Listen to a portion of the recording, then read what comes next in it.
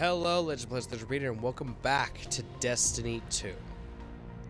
Welcome back to my first video in a little over a month's worth of homework and school and just work and just a lot of stress and to literally pass my classes, which I passed, thankfully. So, let's get into the big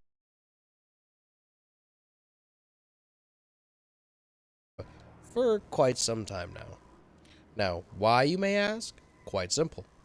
Because this entire review has been such a difficulty for me. Primarily because I've been A, needing to make it, and B, been needing to do as much research, as much in-depth review as I possibly freaking can. This is going to be a 2-for-1 review. This is going to be a review over the current season of Destiny 2, Season of Defiance, and a review for the most recent DLC for Destiny 2, Beyond Light. Wait, Lightfall. Fuck. Okay, listen, it's been a weird couple of weeks. Lightfall. Lightfall's DLC. They put Light in like one DLC, and all of a sudden it completely throws me the fuck off. This one right here. This sack of shit that I've had to consistently argue with myself saying it's good and it's bad. It's bad, but it's good, but it's good, it's bad. You understand what I'm saying? I'm about to tell you everything I think of. Could have been great, or it could have been worse.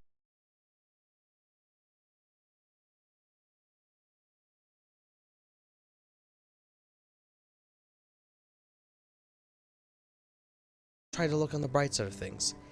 The most nicest, most complete, most positive review I can give this. I'm about to give Bungie the most positive review I think I could possibly give the Lightfall DLC. I wish I was joking.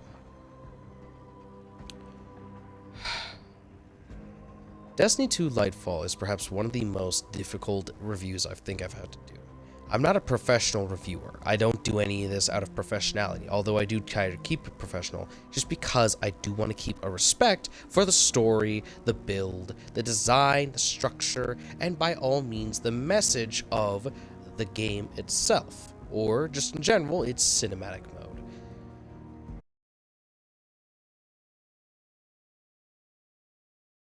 Good, but could have definitely done better. But it's done that before, in multiple different ways. Throughout all of we got to see Dominus Skull, like, what? One time? Before we had a final boss fight with him? And although the boss fight was fun, and the story mode could have been greater, it still lacked presentation to make us feel like we were fighting an actual threat, versus some guy that just kicked us in the face and then said, I am God. Now, yes, with Dominus Skull, we received cutscenes that made him an enjoyable threat, at least a little bit. However, we got a few cutscenes with very little presentation, very little implication that he could have been better. Very little implication that he was dangerous. And then we killed him, making it impossible to make us feel like he was in danger. But they did fix this in Season of the Plunder when we got to see a ghost version of Dominus Skull, thankfully. Then there's Forsaken. While Forsaken was perhaps one of the greatest DLCs to come out of Destiny 2, arguably, some may agree, some may disagree, whatever the case was, it did lack in presentation, and not in the way you'd imagine. Not in the lack of presentation by not giving us more, but not by giving us an endgame. Because once you completed the game, once you completed the DLC, there was nothing else really to do. There were exotic quests, but they would be released later within the season. And there wasn't much else to do except for basically getting to the Dreaming City. And then waiting for the raid to come out 3 weeks later.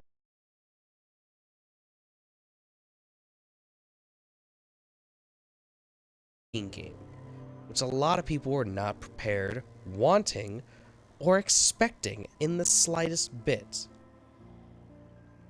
And then there was Shadowkeep. Basically gave us an ending that made no sense. At least at the time it didn't make a lot of sense. It felt misguided and misdirected, but it still was a good DLC. It didn't exactly have a final boss, it just had a message. Beware. The darkness is here, and now we know it's coming. Then there came down to Lightfall, which was okay. Lacking in presentation, not because the villain was underwhelming, or that there wasn't any much of the story, it just lacked because it felt rushed. Yes, we made sense of it. There's a bad guy over here, go over there and kill him. Oh, there's another bad guy, go over there and kill him. We killed everything. And then we found ourselves at the final boss, and then we mastered the brand new power. Fabulous. It made sense, it was consistent, it was a little rushed because it wasn't dueled out and explained, but it did have certain parts of the story that did make it feel like it had a perfect rushed equilibrium. Back on Europa, we needed to kill everything as soon as possible, and then Zavala shows up and kind of slows the process down by saying, I don't agree with what you're doing, but I understand why you're doing it.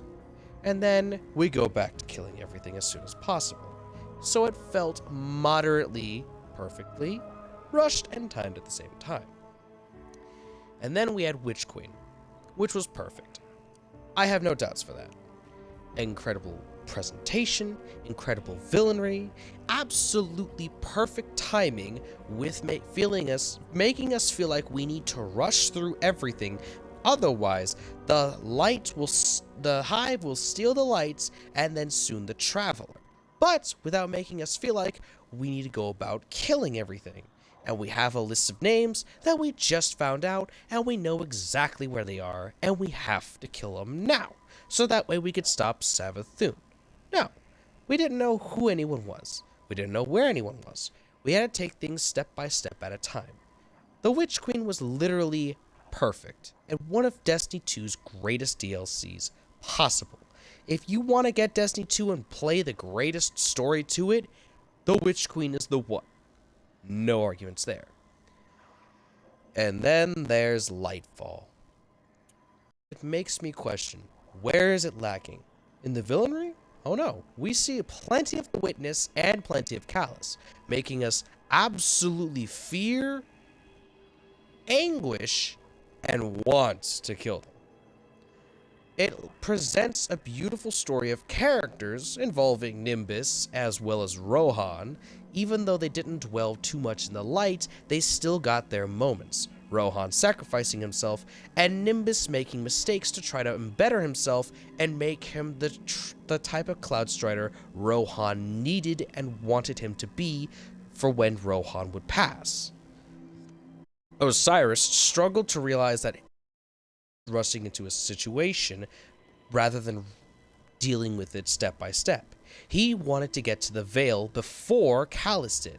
His brashness made them fail and lose the Veil multiple times. And then he couldn't think of plans because he was arguing, debating, deliberately sacrificing time for the sake of being correct. Osiris was the definition of brash. And the fact that he slowly understood that he needed to look at the bigger picture, it gave him a perfect amount of character development that I absolutely loved and enjoyed, which made this DLC fantastic for character development. Regardless if it be Rohan, Nimbus, Callus, the Witness, or even just Osiris, it was all wonderful and quite fun and beautiful to watch. So if it wasn't characters, if it wasn't villainry, if it wasn't gameplay, because Strand was an absolutely blast to use, and I still use it to this day, it's almost my second main, then what was it? What was the problem that kept making Lightfall an absolute shit show? Was it the presentation? Yes, but no. It wasn't the presentation. Because I think we can all agree, when it comes to Lightfall, the cinematic, introduction, and ending cinematic were glorious, and absolutely some of the coolest cinematics we had gotten in some time. Now, don't get me wrong, the cinematic we got from Season of the Seraph as its finale conclusion, also a beautiful. Watching the forces of light come against the forces of dark, watching the Traveler shoot a laser beam and the Witness not even caring for it, amazing. Absolutely gorgeous. The Witness struggling to make communication with the Traveler, barely getting an inch or an ounce or an image of where he needs to be and what he needs to do to finally make connection with the Traveler to enter its plane of existence. Beautiful. So where did the presentation fail? Well, it failed in the background steps. It failed in the explanation of shit. This is why Lightfall has basically been poorly reviewed and absolutely was horrid against longtime fans and new players. It was now the beginning introduction cinematic that we see, not the cinematic event where we see all the planes shooting at Cabal Shadow Legion ships and the Witness just barely twiddling his fingers and decimating the absolute fleet we had. Instead of seeing that cutscene, we got an explanation from Commander Zavala himself, explaining that the Shadow Legion were here. The Witness is an old-time enemy that has been using the darkness to stop us and fight against us. However, Savathun infiltrated our ranks and used our secrets against us. But once we revived Osiris, he knew some secrets against Savathun that we could use against the Witness. The Veil. But there's one problem. What is the Veil? We don't know. We don't know. We had an entire DLC based around getting to the Veil first. We killed Callus for the first and last time. We've killed his robots so many freaking times. We killed Callus. We fought against Tormentors. We learned a whole new power. We found an ancient civilization that has discovered cybertech-like technology. They've integrated their technology with the Veil. And what is it? We don't know. There's so little lore on it. The DLC focuses on the Veil and gives no explanation to it. But the slap to the face is Osiris, freaking Rohan, Nimbus, everyone knows what the Veil is. They talk about it like it's some everyday piece of knowledge that everyone should be freaking aware about. And it's absolute garbage. It is nonsense. It is the most ridiculous fact that has come into play in the entirety of this game franchise. It is ridiculous that this happened. The Veil knew, but it wasn't. And the worst part is we still failed. But surprisingly, we didn't fail the way we expected to. Here's a little bit of insight. In the beginning cutscenes, when we finally get to the Veil and figured out that the Shadow Legion have cut off all direction and line from it, they built up a wall, and they used their technology to suppress our light. And our darkness. Okay, fabulous. So we're cut off, and we can't get anywhere near close. Got it. So, what do? Our ghost gets possessed by the Witness, and shows off literally the fact that the Witness's point of view of talking to Callus. It wanted Callus way it could win the fight. Well, if the Veil was all of the cyber city that Neomuna had, well, that's a problem for Neomuna. But let's get back to the original conversation. He said he wanted to destroy the cat. Destroy. Cut to the last mission where we fight and kill Callus. And all of a sudden, our ghost goes all the way back up to the Veil, and he doesn't destroy it. Because if that was so, then Neomuna the entire city of Neomuna would be destroyed. The people locked in their digital realm of freedom, fun, but still aware of what the hell's going on, would be dead. They're not dead. They're still alive. The Veil is still here. So obviously there's a bit of miscommunication. And not only that, the entire DLC focuses around the Veil, doesn't tell us anything, and misdirects us with Strand. It doesn't even give us full explanations to Strand. It doesn't even give us...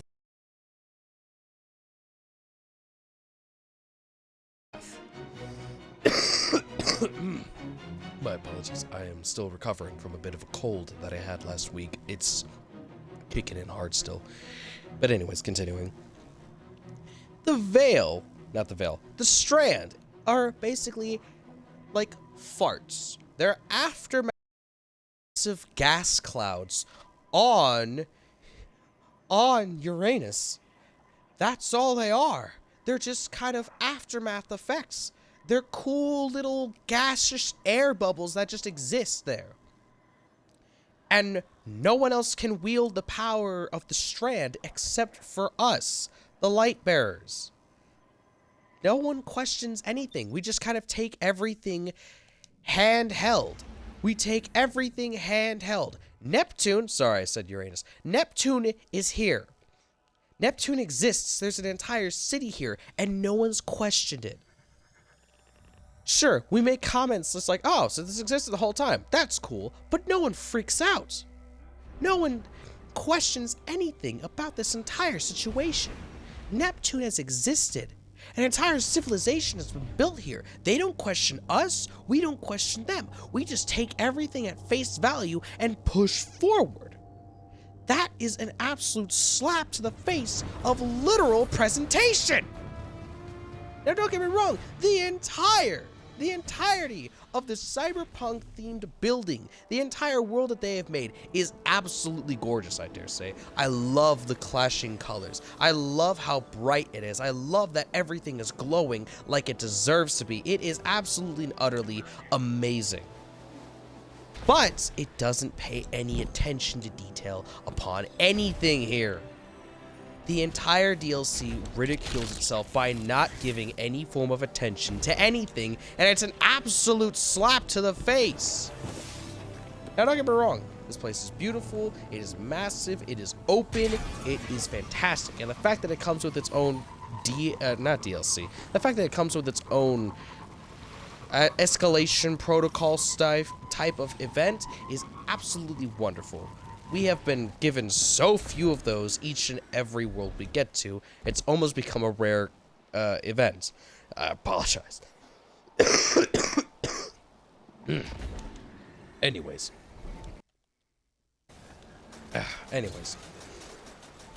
Those are just the primary issues of this entire DLC. It acts as if everything is happening, but it doesn't need an explanation.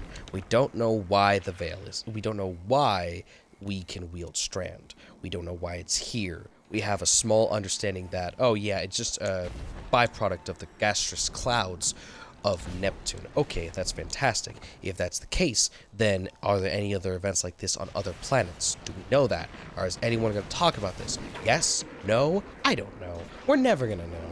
I don't know why. But this entire DLC has been nothing more than just a massive headache for explanation and lore when it comes to the entirety of this plot. And the worst part is we still have answers that should have been, we still have questions that should have been answered by now, but yet they weren't at all. What is the Veil? We don't. Why is Strand here and why can we use it? We don't know. The only thing I can think of, and this is the only reason why I'm going to give this such a nice review, is I'm going to have to do some mental jumping jacks just to make things explain and make sense. What is Strand? Strand is a mental cognitive ability. We did learn that from Osiris when we started touching all of his stuff back in the freaking, I don't know, Chamber of Heroes, or wherever in the world it was called. Back in the Chamber of Heroes, we did hear that the darkness powers are more like mental abilities. stasis is based off of emotions, while strand is primarily based off of a thought process of sorts. Basically, widening your senses to the bigger picture, so that way you can quote-unquote go with the flow.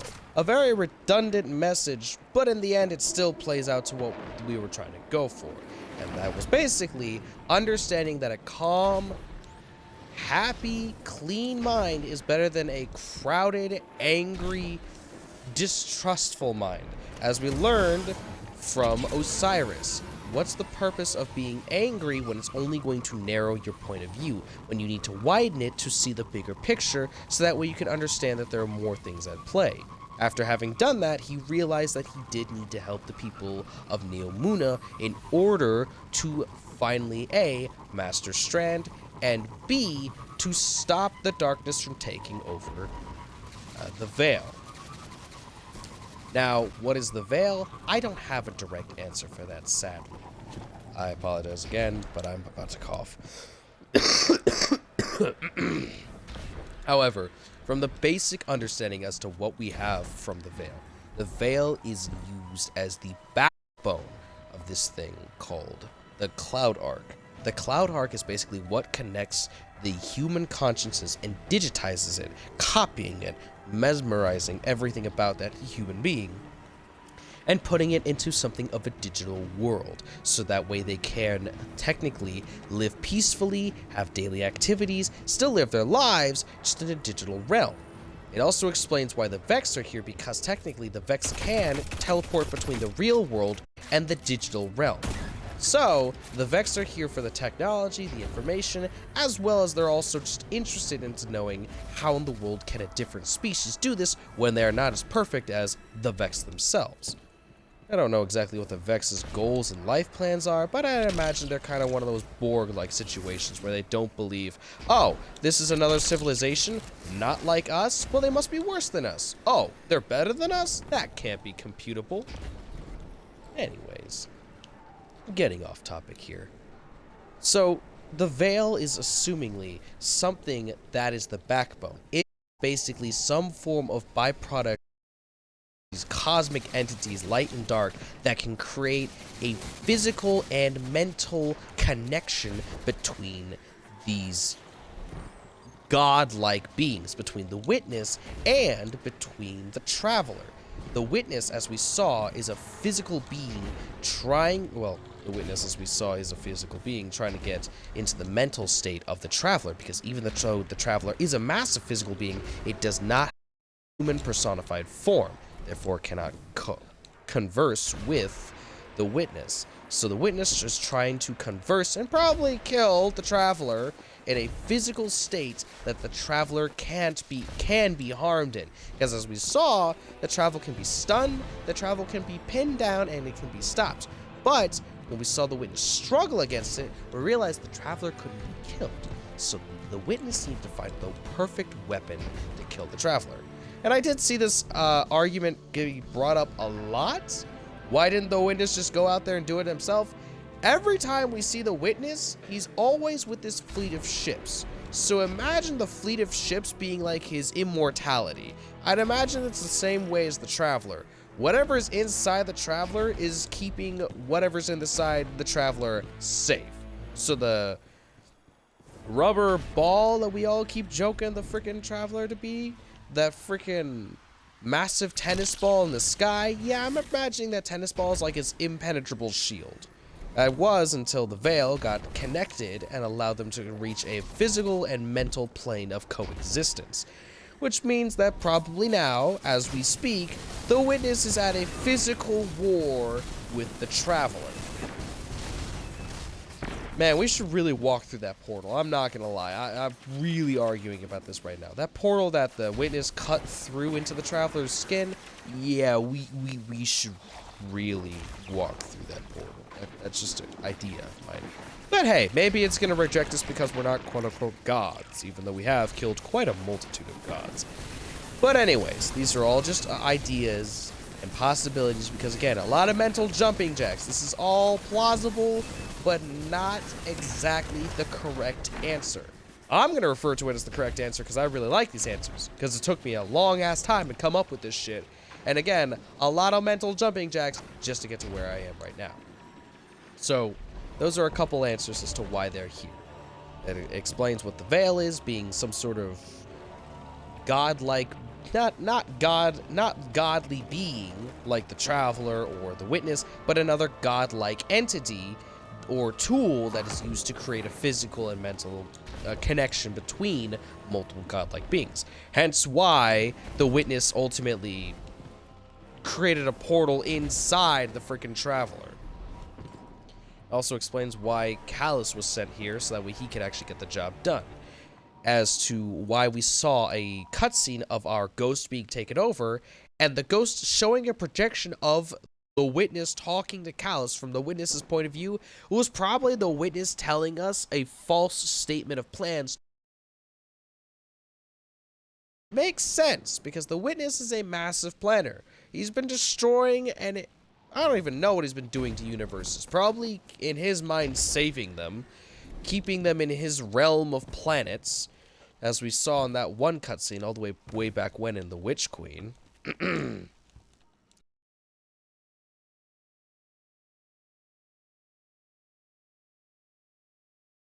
Probably just thinking to themselves, ah yes, if I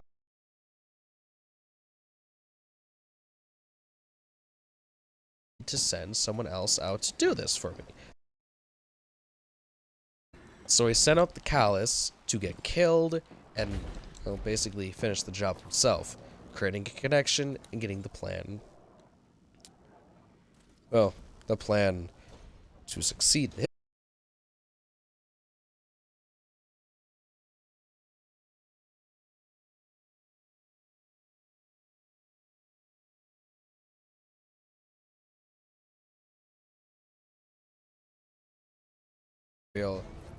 Isazel? Isazel. That's a name. I like that name. What is this amazing superpower, Strand? As I explained earlier, Strand is literally just an ability based off of the gastric clouds. It is just something that has been left around on the area of Neomuna because of the Neptune clouds. Now, that does not explain anything, neither does that help us understand anything. However, with that being stated, that could possibly mean that Strand is just a mental cognitive ability that has always been here, and because the Veil being a godlike being that connects people to a mental realm, and the Cloud Arc just makes it a digital realm, maybe that's because we can wield events like the darkness and the light. We can pick it up and we can wield it. But, based on our mentality, depends on how well we can wield Strand, which is why we're so exhausted after wielding it, and died even a few times after wielding it. Why? Simple. Because we're so used to and expecting of just using powers. We've never had our powers fight back against us. We've never had to change our outlook of war or on the battlefield to adapt to the power that we were using. How would you like it that you'd have to wield a gun, but every time you wielded said gun, you had to be pissed off or depressed or the happiest person in the room? It's a very hard thing to do, to force yourself into a situation just to wield the weapon to defend yourself. Very difficult thing to do. But if you had to defend yourself, honestly, I think we'd all be the happiest person in the room if it gave us the machine gun to work. Aye. But that's just an idea. Strand is just based off of the Veil, which is allowing us to create a mental ability in a physical realm, and based off of our mentality, it allows us to use this weapon either goodly or badly. But again, all these are just ideas and mental hula hoops I've been setting myself through just to give this game a good review. So, with that all being said, we get to Neomuna. It feels rushed because the instant we get here, no questions are asked. The Veil is something that but no one explains it, and there's very little lore in it, which is even worse. Callus is actually a pretty good villain, and I love the cutscenes that we get of him. The final boss fight, people say it was not bad or not hard at all. I struggled against it, so I'm not even going to talk about the fight scenes. So, Callus, you did good. You kicked my ass. Congratulations. Callus kicked my ass. That is a fact I'm never going to let live down. But, overall, the story was, well, maybe not well explained, but it was well played out. We get here. Okay, great. The main bad guy is harming the city, even if it's a way we'll never understand. Got it, so we need to save the city. Oh, but the thing he's trying to do is also going to kill the people. Got it, so we got to save the people. Okay, now let's go and see if we can recon the site. We go and recon the site. It's heavily fortified. Got it. So what do we do to stop him? Well, he's coming for the Veil, so go to the Veil. He already got to the Veil. Got it. So we need to take out his forces and get the Veil back. We do just that. We get to the Veil. Oh no, Callus is here. It makes sense. It's layered upon layered with explanations that are short-lived, but understandable for the time being. And again, I apologize, I'm going to cough. I wish I could edit this out, but unfortunately the editing software I have does not, edit, 1 second cough things. It has to be like a 5-second clip I have to edit out. And I'm not going to wait 5 seconds just to stop coughing and then start talking back up again. The story makes sense, although it does not imply any form of explanations on the bigger questions and pictures. It really comes down to, if you're a new player, do you care about the big question or pictures? Yes, then this is a bad story. If you're not interested in the big questions, if you don't care about what the Veil is, if you don't care about how Strand is implemented in the story at all, and you're just here to kill things, if you're just here for the gunplay, if you're just here for the really cool, fun game that it is, then this DLC is a lot of fun. The cyberpunk-themed world is absolutely gorgeous.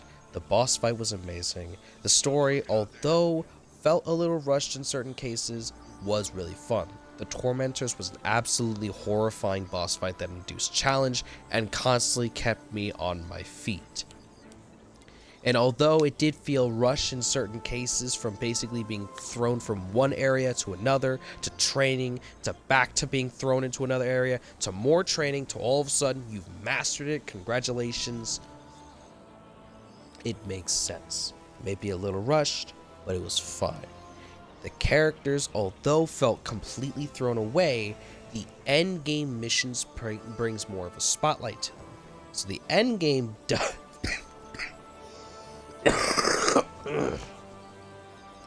I apologize very dearly. So although the end game does bring more spotlight to the characters, I feel that this should have been done more in the base DLC itself. But again, at the very least, the endgame does pick up the slack, whereas the main DLC does not have anything representation of Rohan and Nimbus in the slightest bit. It feels almost as if Rohan was completely ignored until his death, while Nimbus was completely ignored in general as a character until after Rohan's death. Then there's a funeral, then Rohan felt sentimental and missed him, and then we built a memorial for Sagira to kind of realize that Sagira died forever ago as well, unfortunately.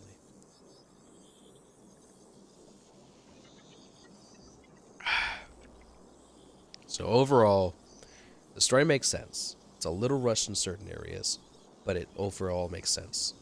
The design is beautiful. The villains are villainous, and I absolutely enjoyed their cinematic performance, their characters, their dialogue, everything. Seeing Callus get scared shitless was perhaps the second coolest cutscene of this entire DLC.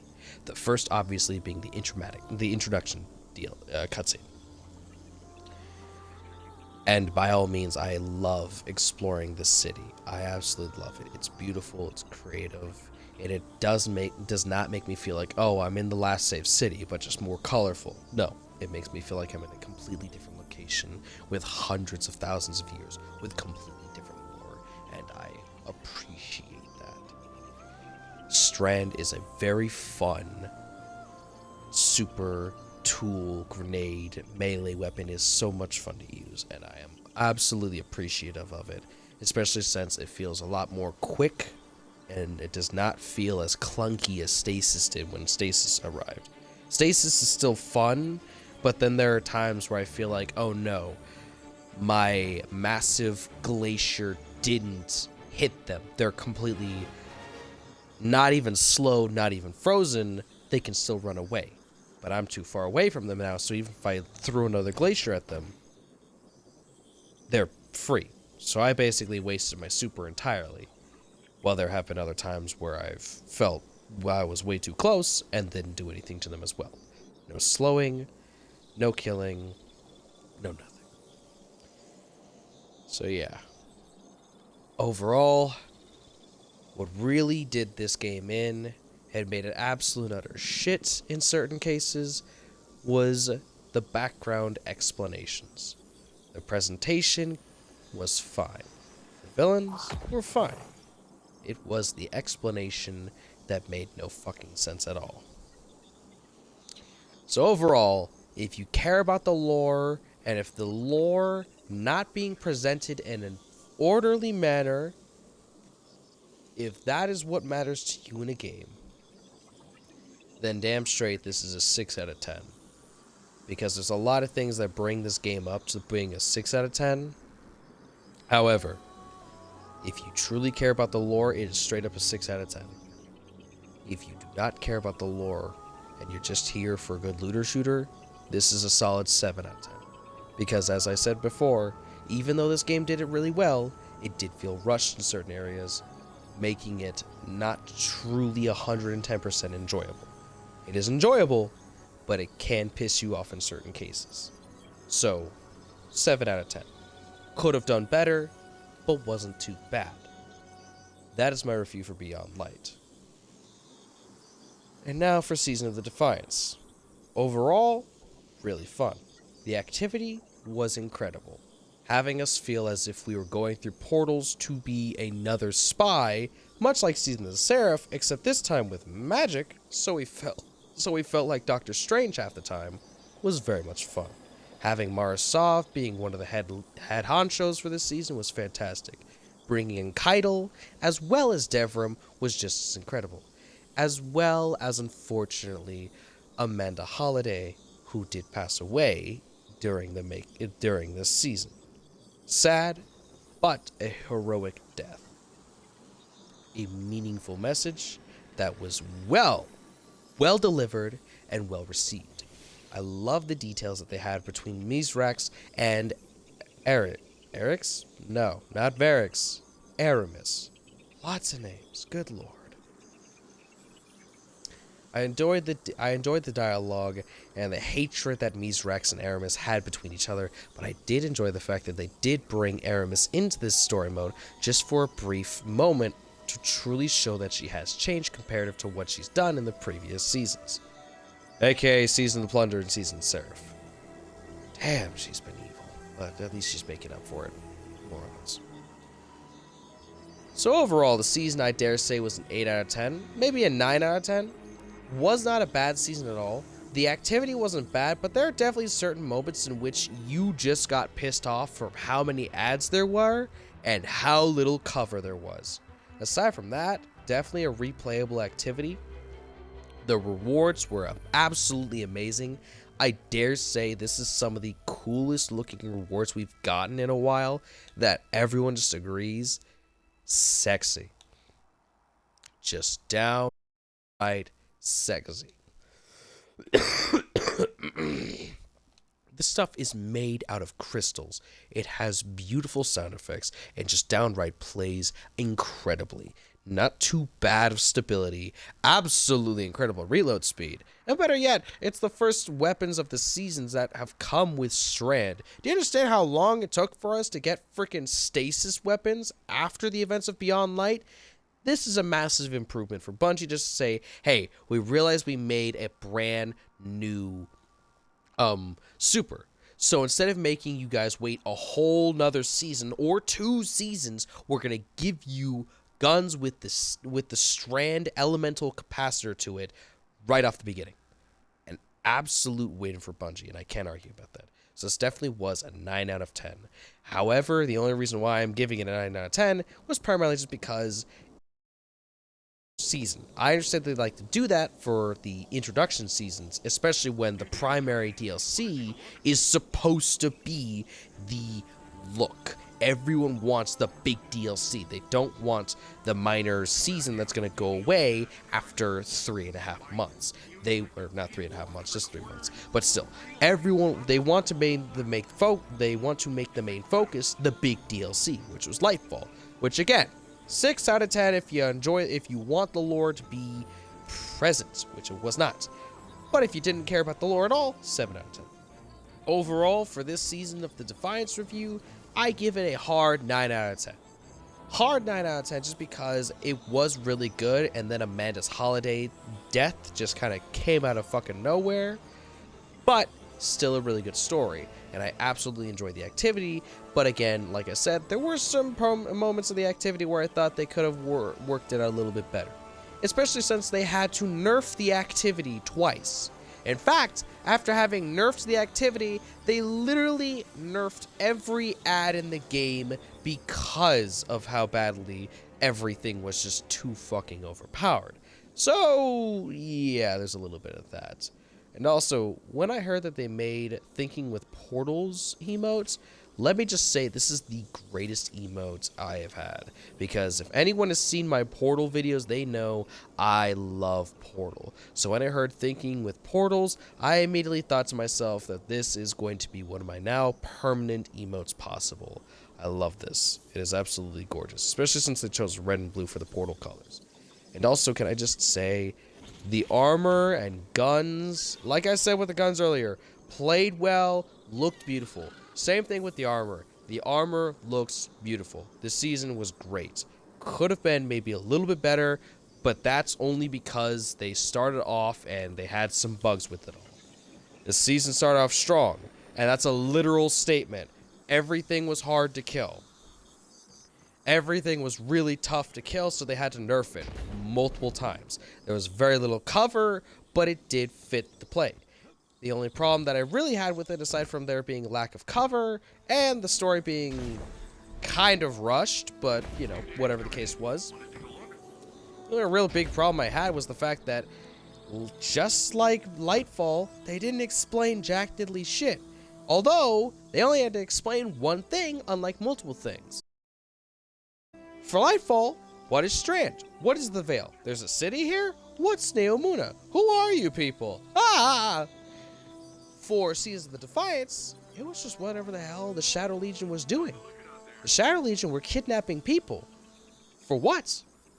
We don't know what they kidnapped people for. We really didn't. The whole season was to stop them from kidnapping people and to figure out why they did it. We didn't know why they did it. But thankfully, that's all we didn't know why they did it. Everything else was explained. Everything else was understood. And everything else made sense. Maybe a little rushed, but it was only supposed to be a seasonal activity, which means it wasn't supposed to last too long. Anywhere between 6 to 8 weeks, which it was 6 weeks, so they did good. They filled up on their promise. So like I said, Lightfall is a straight up 6 or 7 out of 10, depending on your point of view of it all, as well as Seasons of the Defiance being a hard 9 out of 10. Maybe just a little too undercooked, but still delivered right on time with some gorgeous looking loot, a fun activity, frustrating at times, and only one major question unanswered, comparative to fucking Lightfall leaving 5 unanswered questions. But again, overall, could have been better, but wasn't too bad. And with that all being said, that is all for this time. I do apologize for wasting your minutes for 45 minutes. 45 minutes of me complaining about this goddamned game. I love it, but holy shit, I did not need to waste your time with a 45-minute video of me talking about the problems of this game. But a review needed to be made, primarily because I wanted to make it. So, that's all for this time. Don't forget to like, comment, subscribe for more, and I'll see you, Legend Players, in the next video. Bye bye.